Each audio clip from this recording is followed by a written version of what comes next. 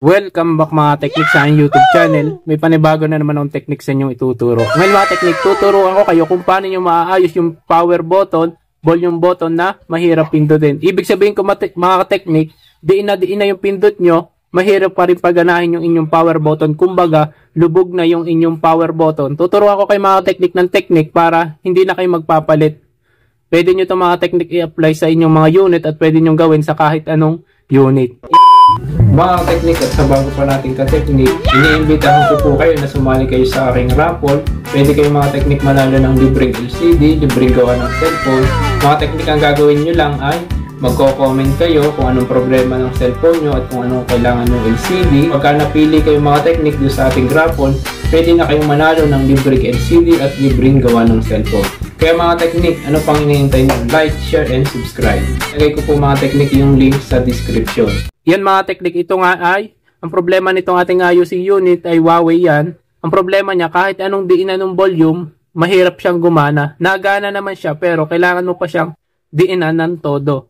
Ang nagiging problema niyan mga technique, lalo na sa mga old model na unit, katagalan, ay yung mismong volume button. Papakita ko sa inyo mga technique. Ito. Iyan. Meron yan dito mismong rubber. Katagalan ng cellphone, napupudpud yan mga technique. Ang nangyayari dyan mga technique ay hindi naaabot na yung mismong rubber dito sa ating button. Ito siya. Kaya siya, kahit anong lubog ninyo, mahirap pa rin pindutin. Kumbaga yan mga technique, yan. Pag pipindot nyo dito mga technique, ano siya, hindi na naaabot, hindi na nito nadidiin. Kaya hindi nagana yung ating mga volume button, power button. Yan mga technique. Katulad na nangyari dito yan. Hindi na siya abot. Lubog na, hindi pa rin napipindot yung kanyang button. Yan, power button at yung volume button. Ganito lang mga technique ang inyong gagawin upang hindi na kayo magpapalit ng ng bottom ng volume tsaka ng power. Kapag ganitong magkadikit yung volume niya. Kasi mga technique yun nga, hindi na naabot. Ang gagawin nyo lang, pwede kayong gumamit ng baraha. Kung wala naman ay yung mga plastic na mga kapalit. Ang mga technique yung ginamit natin yung sa X-tray. Yan, gumupit lang tayo na kakasya dito. Yan, dito. Sa paglalagyan natin, kasi nga, ang dahilan natin ito lalagyan kasi para kumapal yung mismong ating button. Kumbaga, para maabot niya ito, ng button niya. Diba, halimbawa ito, iisod siya pataas, maaabot na ngayon yan. Yan.